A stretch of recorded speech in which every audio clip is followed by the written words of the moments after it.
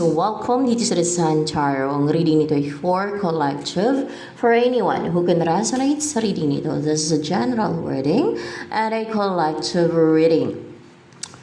Your energy at this time.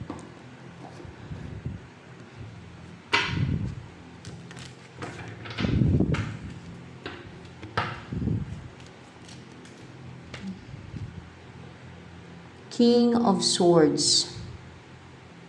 Sa mga hopeless dyan guys, no? May nagko-comment kasi dyan na hirap na siya. Parang ganun. Huwag kang mawala ng pag-asa. Lahat naman may mga pinagdadaanan. Ganun. Pero hindi nag-give up. Stay positive always.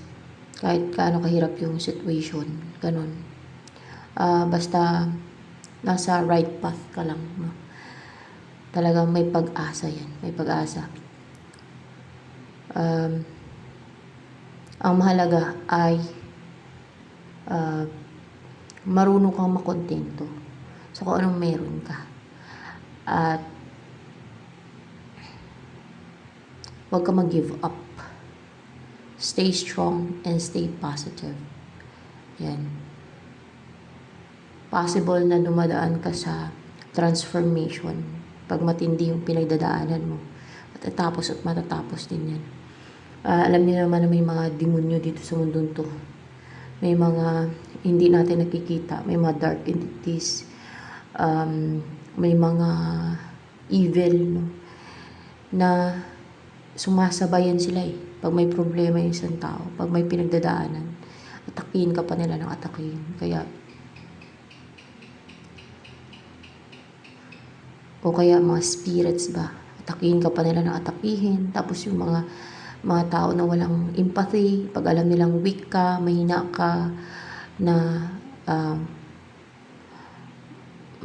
mapuruhan ka nila, na basta pagtripan ka nila. Kasi meron talaga ganun, lalo kung sinasapian sila ng demonyo, ganun. O napakahangal na talaga ng kaluluwa nila. Kaya, stay strong. And maging down to earth. Huwag gumawa ng evil at masama. For sure, your soul will be saved. Yun ang mahalaga kasi afterlife, eternal life na yun.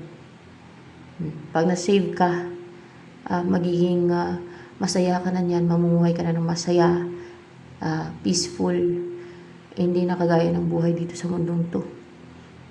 Pero kung evil doer ka at continue mo yung paggawa ng evil at masama, yung kantungan ng kaluluwa ay mas malala pa sa buhay dito sa mundong to. Kung nakaranas ka ng mahirap at masasakit, painful and worst times, moments, days dito sa mundo to, mas worse dun sa impyerno. Diba? Kaya stay strong and be good. Stay on the right path. Sa right path kayo mag-walk, piliin niyo yung righteousness, yung tama, para ma-save yung soul niyo. Yan. King of Swords. Meron kang tinatandaan, parang naging cold ka, and you're courageous, so with the color blue. Parang tinatandaan mo yung mga ginagawa o ginawa sa'yo na hindi maganda. Parang pinapagkit mo sa utak mo, tinatatak mo sa isipan mo. Ganon, na ganito ang ginawa niya sa akin. I have to be unemotional towards him or her. Lalo kung person mo na kunwari ay parang wala naman siyang pakialam sa'yo o may nasabi sa'yo na hindi maganda. Yun ang mga tinatandaan mo. Na kunwari ay tinaken for granted ka niya. Ganun. Tapos kung pinagpalit ka niya sa iba, kung iba yung pinahalagahan niya, no?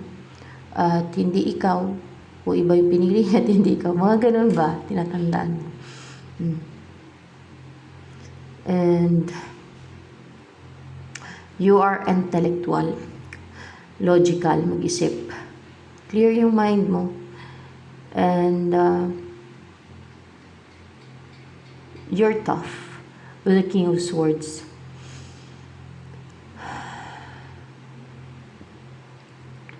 Possible mahilig ka magbasa, magsaliksik, mag-research sa may libro.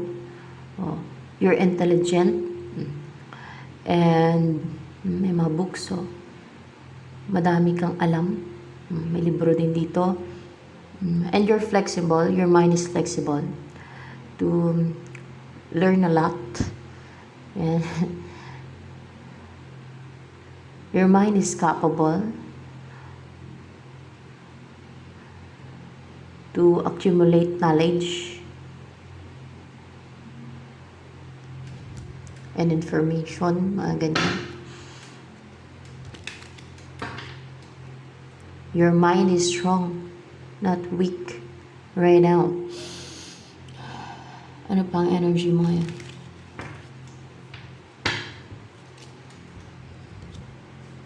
Emperor, napaka-strong na energy mo. Oh? Maybe you're a boss, or kung hindi man, strong lang talaga yung personality mo, na may authority ka. Hindi ka yung madaling bastusin. Yung pag nakita ka ng tao, respetuhin ka nila. Kasi nakikita nila sa personality mo yung respetado ka, o you deserve respect. Naglalagay ka din ng boundary pag ganito, kasi cold, di ba? And parang bang seryoso din. Yung vibe mo, parang seryoso. Seryoso, yes. Mature. Mag-isip. And pwede ding mataas yung status mo. Or may authority ka spiritually ngayon. Tingnan natin, ha? Pwede. Pahalang pa naman to. Pahalang eh. Pwede. Ano yun, ulitin ko kasi para parang yan eh. May authority ka ba spiritually? Oo, meron.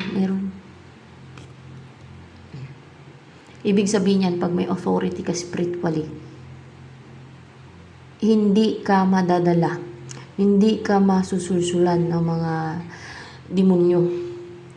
Yung alam mo na sulsulan ng demonyo yan. Yung kunwari mag-isip ka ng negative,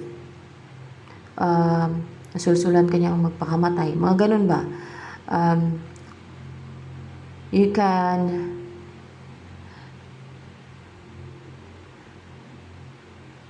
command demons to go away, to leave you. Basta ganyan.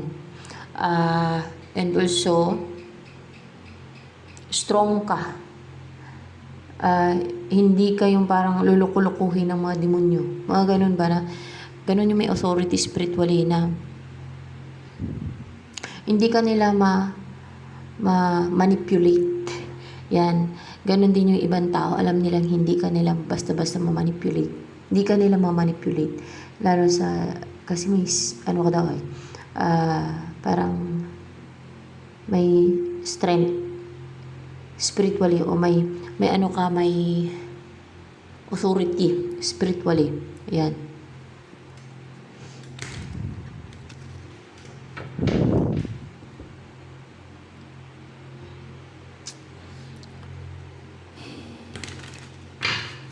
Ano pa ang tungkol sa iyo ngayon?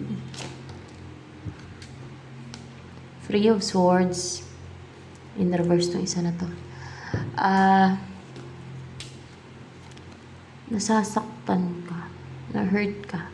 Baka heartbroken ka. Nasasaktan ka. Kasi hindi nag-i-effort sa yung person mo. O wala nag-i-effort sa'yo. Wala nagpuput ng hard work. Or maybe yung person mo hindi nag-i-effort sa'yo. O tinatamad na mag-effort sa'yo. Baka sa iba nag-effort. Ganyan. Baka mas gusto na pag-effortan yung iba. Ayan. Kasi hindi naman natin mapilit yung tao kung ayaw mag-effort sa atin, di ba? Ganon. Hindi mo mapilit yung tao kung ayaw. Kahit gusto mo pa. So, you have to accept na lang kung ayaw niya. Baka ginagayuma siya ng iba. Baka na manipula siya ng iba, ano? O baka may sumasapi sa kanya. Sinusulsulan siya na iba yung kanyang pag-effortan ng ibang person na evil pala, kampo ng kadiliman. Mga ganun ba? Na sa evil forces. Yung napakasamang tao pala. Yung ganun. Na evil doer pala. Mga ganun na sa side ng darkness. O, diba?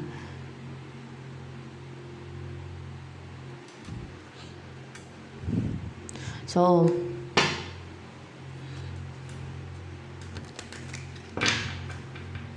ano pa ang pagbabago sa buhay mo dahil may mga ganyan ka-experiences ngayon? Ano yung pagbabago sa buhay mo? Papanis yung luck, yung wheel of fortune. At mukhang kasi nakatutok sa bahay. Magkakaroon ka ng bagong bahay, magkakaroon ka ng bahay. And susuwertihin ka guys na makapagpundar ka. O magkakaroon ka ng bagong bahay, new home, bagong tahanan, gano'n. O papanig na sa yung swerte. Yan ang mapagbabago sa buhay mo. Ayan. Sa mga hindi pa sinwerte dyan, ay huwag mawala ng pag-asa. Darating at darating yun sa inyo. Huwag nyo lang pag-initan yung swerte ng iba. O yung destiny o luck ng iba, swerte, ganyan. Focus lang kayo sa buhay nyo. Magsikap lang. Darating at darating yung luck no, ng bawat isa as long as you're doing good. You're not evil doer. Lalo na napanood nyo na din to dito, yung mga advice dito, no? Yung mga guidance. So, stay away from evil doings and from sinning. Kasi ang buhay dito sa mundong to, pansamantala lang. Kailangan natin ng pera. Kailangan na maging masaya din na mapasa atin yung gusto natin. No? Ganun yung tao. Pero alalahanin natin na sa kabilang buhay, eternal life na yun. Yung buhay ngayon, may katapusan to. Saglit lang buhay dito sa mundo. So mahalaga yun na habang nabubuhay, maging magbuting tao. Huwag maging evil, huwag maging masama. Kasi mahalaga yun na ma-save yung soul mo, hindi mapunta sa impyerno. Kasi pag napunta sa impyerno, eternal life yun doon. Forever na, wala nang katapusan. Pero pag na-save, edi forever ka na ma-save. Diba? Ganun lang yun, guys. Pero nandyan talaga yung mga temptations eh. Mga dark entities, mga elementals, mga masasama, may mga demons, may spirit, may devil pa. O diba? Kasi bakit nila gustong-gustong mapunta sa impyerno yung kaluluwa ng mga maraming tao? Pagtripan nila yun doon. So, kasi ilalak na yan sila doon. Magaling yan sila magmanipula, magsinungaling sa mga tao, na paniwala yung tao. Lalo kung immature pa yung tao na wala pang kaalaman tungkol sa mga ganyang bagay. Lalo kung hindi pa aware yung mga tao sa mga ganyang tricks nila, scheme. Ay madali nilang mabuyog, madali nilang mauto, madali nilang mapasunod. Ganun guys. Message. Sino ba nag-guide dito ngayon? Angels ba? Hindi. Si Jesus Christ ba nag-guide? Si Jesus Christ ba nag-guide dito ngayon? Si Jesus Christ to.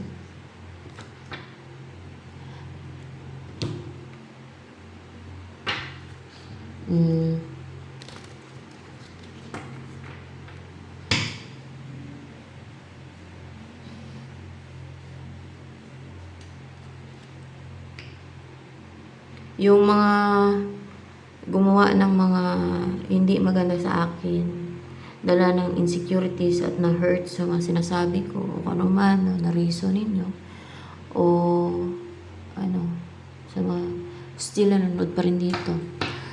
Ang totoo, wala na yun. Forgive ko na kayo. So, nasa Diyos na yan at nasa God kung patatawarin kayo. Nasa Diyos na yun. Kay Jesus Christ na yun. O kay God. Nandyan talaga yung mga susulsul na para hindi ko kayo patawarin ng mga, syempre, may mga evil forces na, pero wala na yun. Madali lang na ako mapatawad eh. Basta magbago kayo, no? Magbago kayo para ma-save yung inyong kaluluwa. So yan, ganun lang yun. Mag-repent at magbago. Sa lahat na. No, alam niyo naman ngayon, nasa end of times na to at based kay Jesus Christ, sabi ni Jesus Christ, nag-umpisa na nga daw. Kasi nag-guide din siya dito eh. Simula nagkaroon ako ng vision. Parang panaginip siya guys, pero vision siya. No, vision daw yan tawag doon. Hindi siya panaginip talaga. Na bumaba siya, kasama yung nag-aabang kami kasi bababa daw siya. May kasama siya mga kapatid niya, 5 sila. Doon, nung umaga na yon kasi nanaginip ako paggabi, pero vision daw yun, hindi daw yung panaginip. Bumaba siya. Bumaba talaga sila, bumaba talaga sa vision ko. Nabangan namin sa may forest na mataas na bato. May makasama na ako, nag-abang, nag-antay. Para siyang panaginip guys yung vision. Minsan parang nag-trans state. Pero pwede na parang panaginip talaga siya. Pero vision daw ang tawag doon. Pag vision kasi totoong nangyayari. Or magkakatotoo. Ganun, basta ganun. Pero yung panaginip, illusion lang yan. Doon nag-umpisa na mag-guide yan. Si Jesus Christ sa akin. Nung umaga, tinanong ko kung nandito ka po ba? Sabi, through sa baraha, syempre. Oo daw. Ayun, tinanong ko kung vision ba yun o panaginip. Sabi, vision daw. So, yan. Alam niyo naman na nasa end of times na tayo. Madami ang prophecy at yung nasa revelation na nangyayari, di ba? Sa reality na mga naganap na nga eh. At yung iba nagaganap pa lang, di ba guys?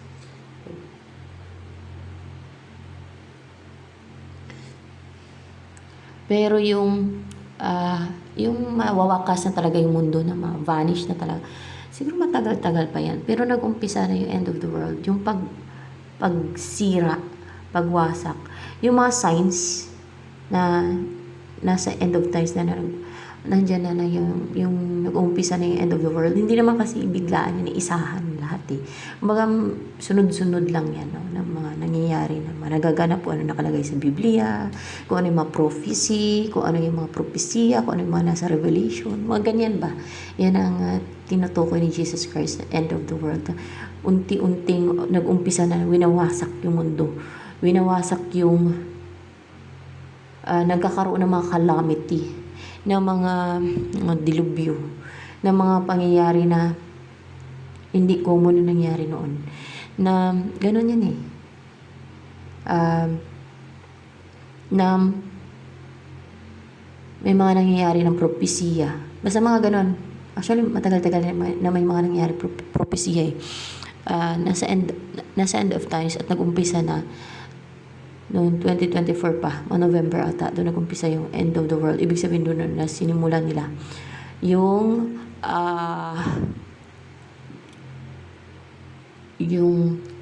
end of the world. Kasi nung mga 2 araw akong ginaid ni Jesus Christ noon, no?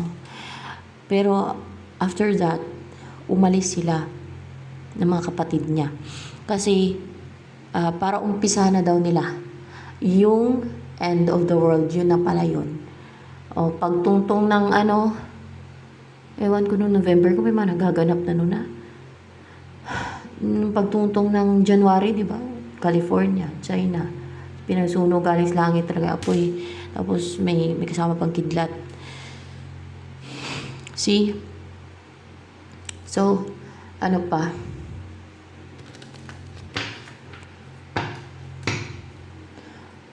Ano ang message ni Jesus Christ sa'yo? This is a collective reading, guys, ha? You've got the power. You've got the power. Use your abilities to resolve this situation. You can do it. So you can do it daw. Magagawa mo daw na ma-resolve yung situation. You've got the power. Ayan. Salang.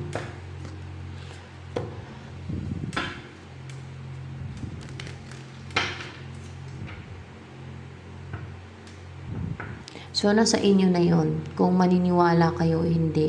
Basta yung nasa side ng light, hindi yan magsisinungaling. At alam ko sa sarili ko na hindi ako sinungaling. Hindi ako nagsinungaling. Hindi ko yan gawa-gawa. No? Kung ano lang yung alam ko, kung ano yung totoo, yun lang. Share ko sa inyo dito. So,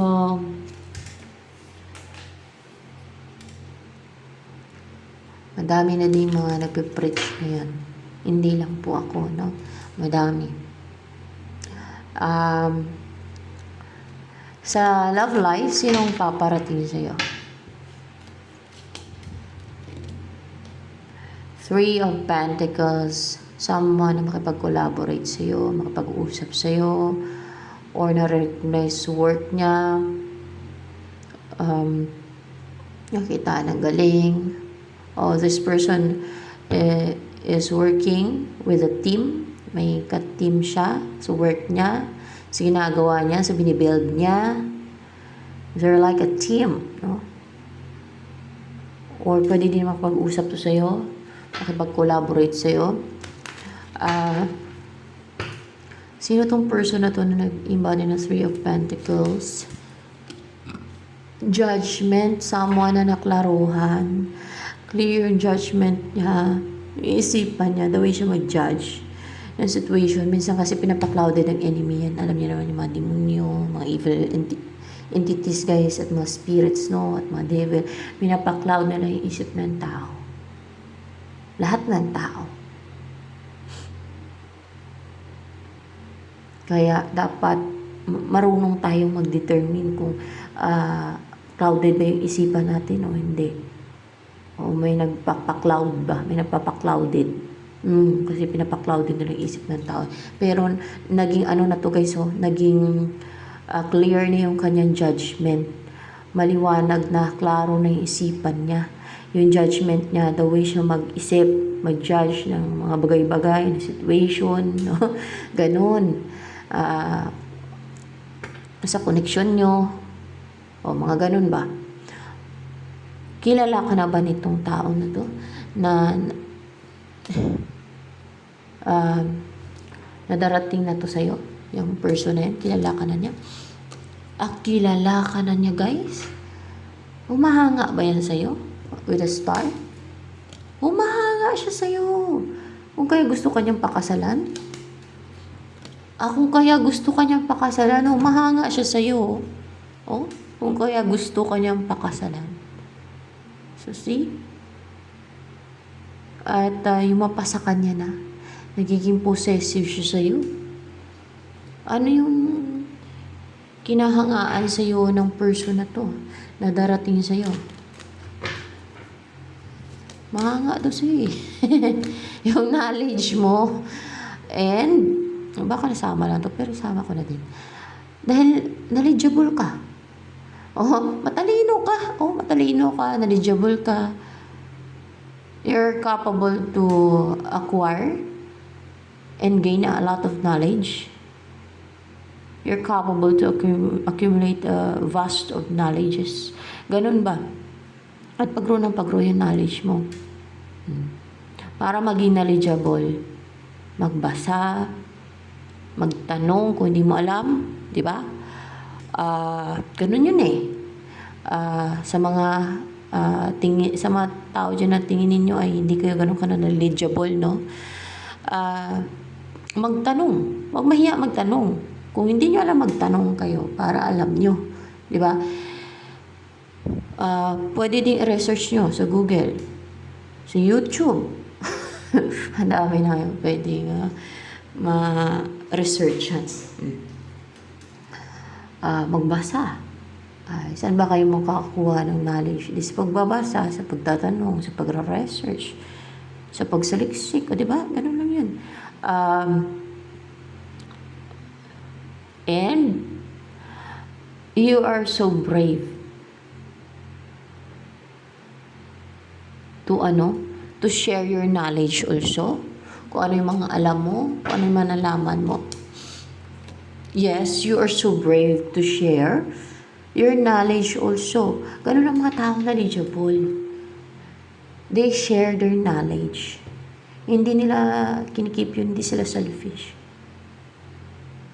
Parang katulad ng kasabihan na, the more you give, the more you receive. So, ganun din yun sa knowledge. The more you share knowledge, the more you will learn.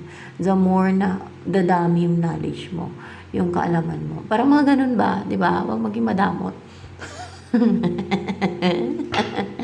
Pag-grow yung knowledge mo. Ayan. And, hindi ibig sabihin niya na nagbibida-bidahan ka no, pag nagsishare ka ng knowledge.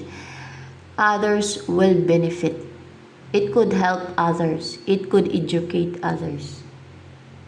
It could broaden the mind of others. No? You know what? Hindi naman kailangan maging selfish pagdating sa mga ganyan. Kasi ang buhay dito sa mundong to ay pansamantala lang. Hindi naman na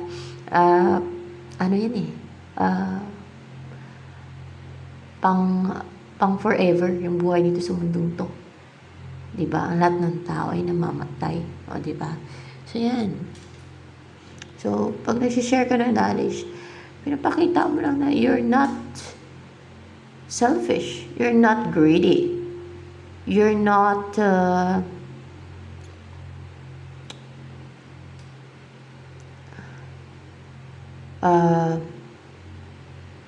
too possessive of those knowledges na dapat ay sa'yo lang, na ikaw lang nakakaalam. Yung mga ganun guys, mga deceitful na mga tao yun, dapat sila lang makaalam. Mga ganun. Dapat ay sa kanila lang, ganun. Kinikip nila sa sarili nila. Kasi pag malaman ng iba ay kung sa negosyo kikita sila. O diba? Pag malaman daw ng iba ay baka malamangan sila. Diba? Selfish is a sign of greediness and selfishness. So,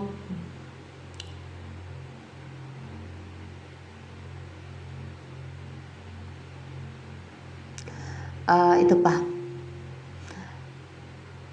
You are confident to. Makikita yung confidence, real confidence, true confidence sa'yo. Confident ka kung ano ka.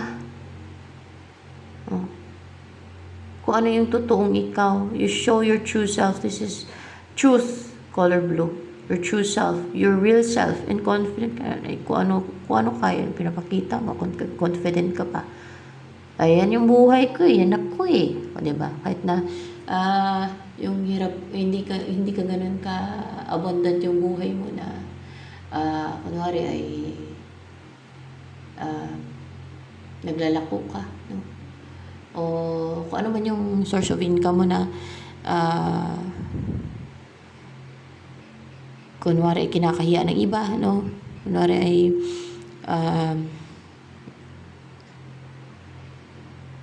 kung ano mang diskarte mo sa buhay na nagtitinda ka sa overpass, pwedeng gano'n, o naglalako, o alam niyo yung iba kasi kinakahiya nila yung mga ganyan, pero ikaw confident ka, or yourself, kung mataba ka man ay confident ka, ganyan ka o diba, o kaya ay kung may matigyawat ka, confident ka, yan ka kung baga tanggap mo yung sarili mo, so, at hindi mo kinakahiya at confident ka pa to show your true self, or kung may abilities ka, may talent ka, confident ka, o dahil knowledgeable ka, madami kang alam, confident ka na sinishare yon sa iba. Ganun.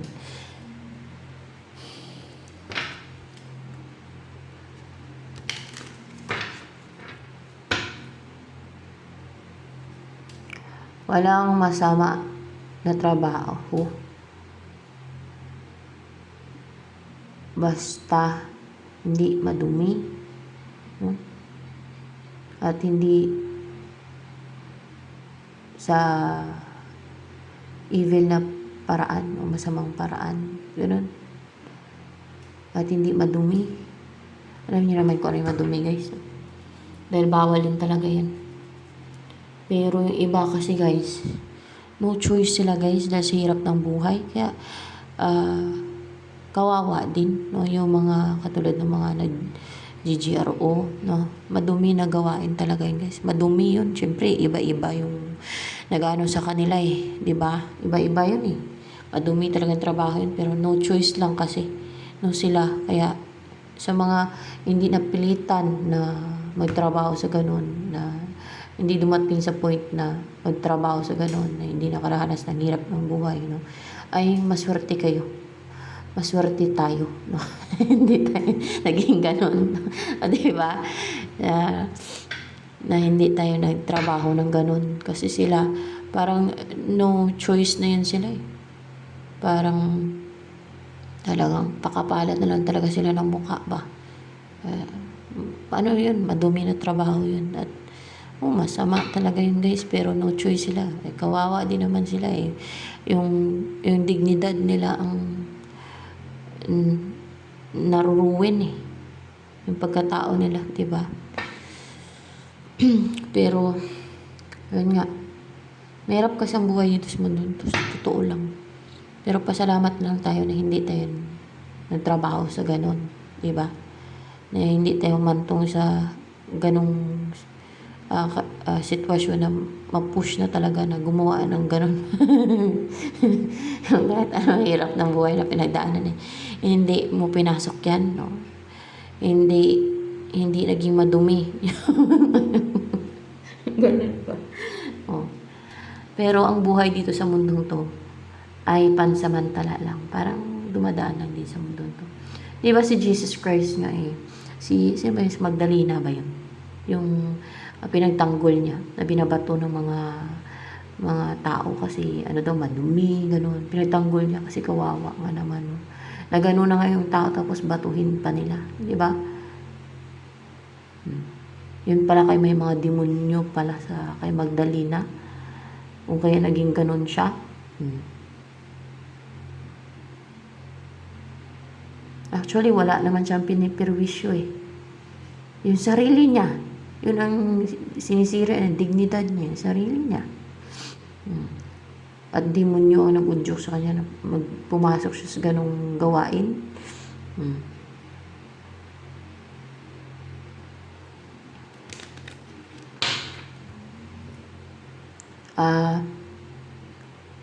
Buti pa nung unang panahon kasi wala pang mga sakit-sakit, no? Pag ganyan ang ginagawa, no, ng mga tao. Pero sa ngayon may mga sakit na, di ba? Kaya mag-ingat. Lalo sa mga ganyan. Mag-ingat, guys. At sa mga partner ninyo, baka, o sa mga makakarelasyon ninyo, baka, kasi di ba may mga sakit na nagsasalin-salin through that, through pakipag-contact, at dyan yan, nanggagaling minsan, kasi paiba-iba nga. Kaya mag-ingat pagdating sa mga ganyan. Kasi may sakit kasi. Ako saan nanggaling yung mga sakit yan. Pagdating sa mga ganyan.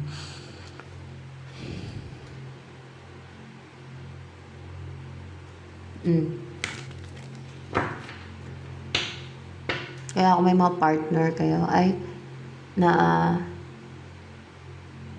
pumunta sa mga bar na yan, baka nakipag-anuhan, ay just make sure na wala silang kasi kumawaan kayo, no? May mga ganyan na nahawaan sila dahil sa partner nila, nakipag-ano dun sa mga, alam nyo, may mga sakit.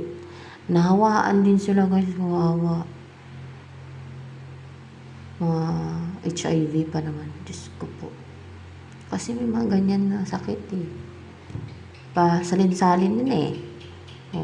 Kunwari yung partner mo, tumira sa gano'n, no? So may sakit. Naku, Eh di pag tinira ka naman, hawaan ka. Oh.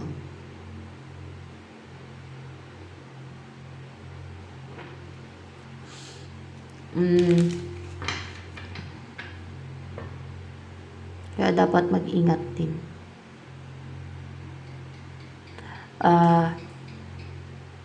Well,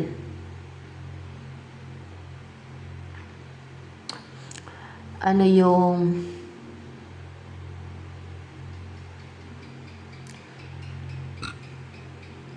sa mga lalaking nanonood, wag basta-basta umano sa mga ganun kasi yung sakit dun, sakit sa mga ganyan, dun yung nakukuha eh. So, dapat piliin nyo din yung partner ninyo na sigurado kayong walang sakit. Ganun naman lang. Na hindi kayo, na walang ano, alam niyo, hindi malantod, alam niyo, hindi pa iba-iba, na hindi ano, kasi nandun yung sakit sa mga palipat-lipat, pa iba-iba, o diba? Mga, alam niyo, nako, kumakalat din yung mga ganyan sakit eh. May mga nagsasuffer din. So, be careful, yan lang masabi ko. Hindi ako naninira guys ha, yun po ang realidad ng buhay ngayon.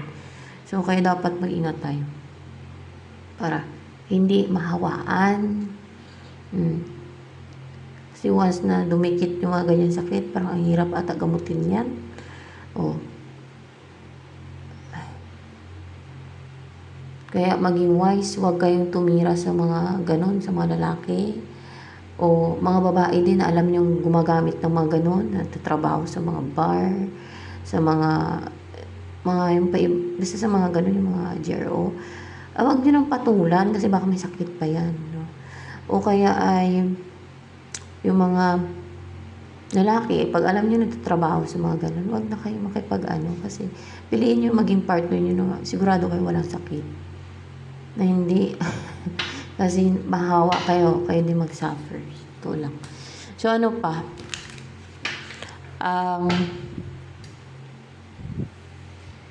Kaya nga dapat makontento sa parang binigay sa inyo ng God. Yung alam niyo na yun. So, ano pa? Darating sa inyo. Sa'yo. 5 of Wands.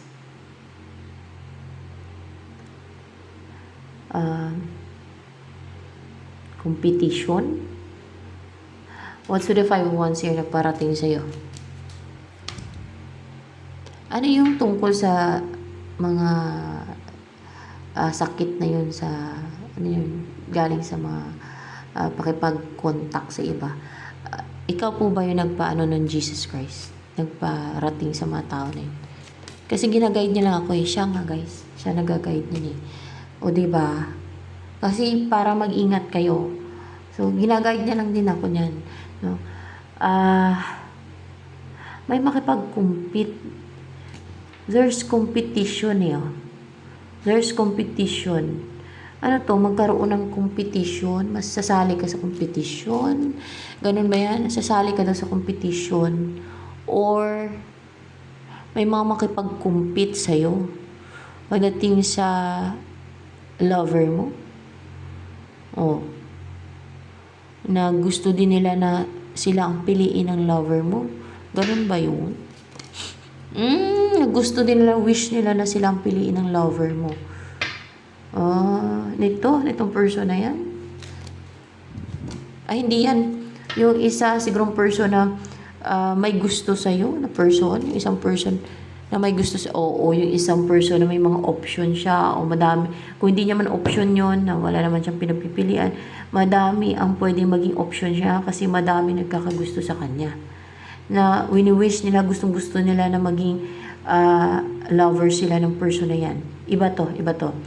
Na gustong-gusto nila yung tao na yan. Siguro napaka-attractive ng taong yan, lalo kung mayaman yan, mapera, ayun ang habol ng karamihan. No? Sa hirap ng buhay ngayon. Madami ang nasisilaw sa pera. Kung mapera at mayaman yung isang tao, gustong-gusto na maraming tao yan. Yun ang totoo ha. Hindi yan panira guys ha. Hmm. Ah,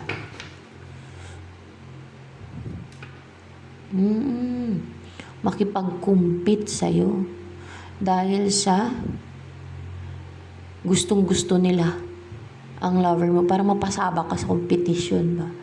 Ay, wag ka na makipag-compete pag madaming person. Maliban lang kung ipaglaban ka ng person na yan. Bakit ipaglaban ka ba? Gusto ka daw ng person na yan eh. Ikaw ang nagustuhan ng person mo na yan eh. Bakit ipaglaban ka ba ng person na yan? Tingnan natin. Ay, hindi. Pero nagustuhan ka niya. Hindi ka niya ipaglaban. Ano yun? Anong gusto niya? Ikaw yung yung ipaglaban mo siya? Hindi naman. Pero gusto ka niya.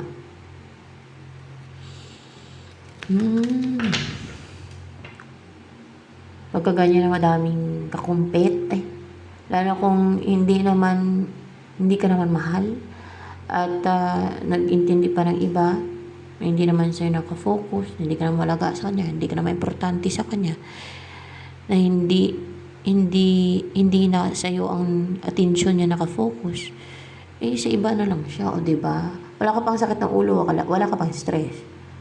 Hindi ka makonsumisyon. Diba guys?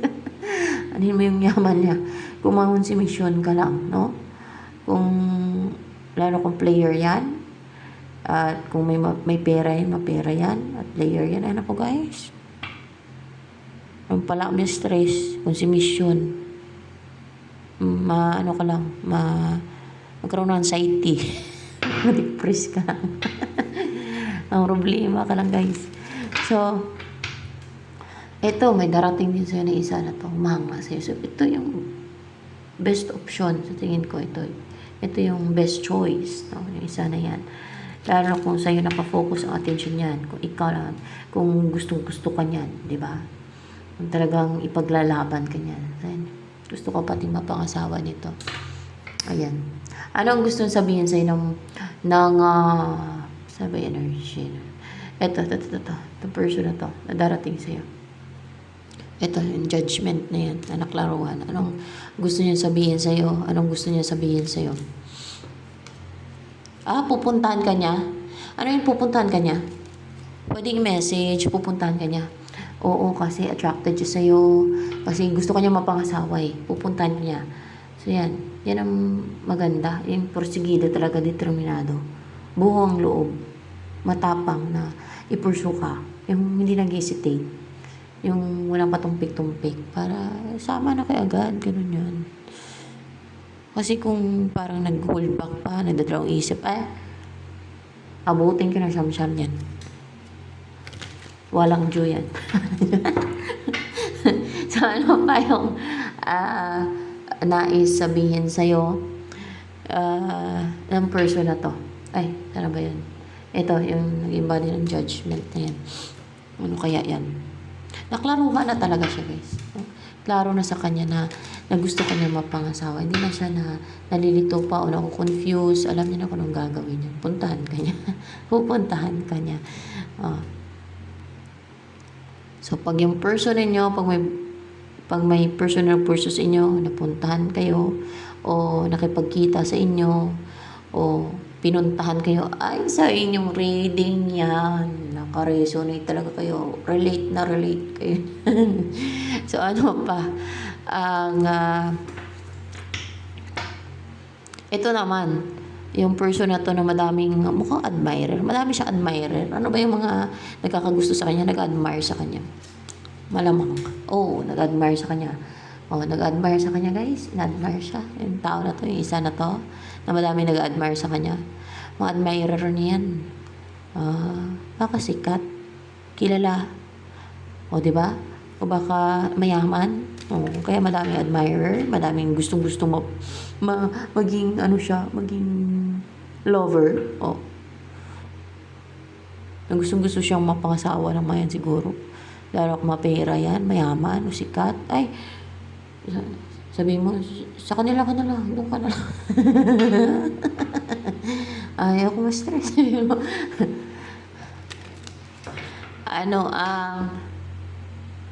Lalo kung hindi naman yan nakatutok sa'yo, hindi naman nagsiseryoso, nag-entertain pa ng iba, eh. Sabi mo, doon ka na lang sa kanila. Madami namang opsyon. Doon ka sa, dito seryoso sa'yo na gusto ko magpangasawa. Na sa'yo lang ang attention niya, yung focus niya. Yan ang magandang choice pagdating sa maging partner. Yun guys, hindi ako naninira sa mga, yung, sa mga, ang trabaho ay madumi. Paalala yun ni Jesus Christ. Si Jesus Christ daw yung nag-ano nun. Sama nun sa reading na yan. No? Para maging aware din kayo. Para, para hindi kayo magkaroon ng sakit. Na mga ganon, no? Na hindi kayo mahawaan. Para ano kayo, maiwas ba. No? So yan. Hindi niya yung sinisiraan. Kawawa pa nga yung mga pumasok sa ganong work eh. No? Dapat ay baguhin nila yung kanilang buhay. No? Magbagong buhay na sila. Madami nang pwedeng pagtrabahuan na hindi ganun eh. Di ba? Kasi mababa ang tingin ng tao sa kanila. Magkakasakit pa sila dyan. Di ba? So, dapat ingatan din nila yung sarili nila. No? Huwag nilang sirain yung buhay nila. Ayan, yung pagkatao nila. So, ayan guys. Itong isang to, na madami nag-admire sa kanya, in love ba yan sa'yo? Hindi. Hindi siya na in love sa'yo. Gusto ka lang niya. O nagustuhan ka lang niya. Anong gustong sabihin sa'yo ng person na to na madami nag-admire sa kanya? Ibang person yan ha.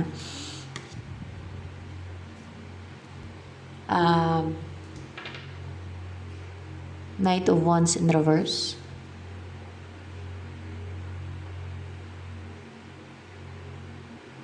What's with the Knight of Wands in reverse here? Pwedeng iba yung ano. Hindi siya makapag-take na action sa'yo. Hindi siya makapag-risk. O ayaw niya mag-risk. Bakit? Madami siyang option. Dahil madami siyang option. Sayang daw, pag nawala yung mga options, nanginaya sa mga option. Dito ka sa isa, baka ito na yung destiny mo. Ito na ba yung destiny mo? Itong isa na to yung the judgment na yan. Kung may destiny ka, ayan na yan. Yan na yung destiny mo. Itong isa, wala ito. Mag-enjoy pa daw yan sa buhay niya. Yan ang destiny. Yung isa, yung the judgment na klaruan. So, ito na lamang guys for collector reading.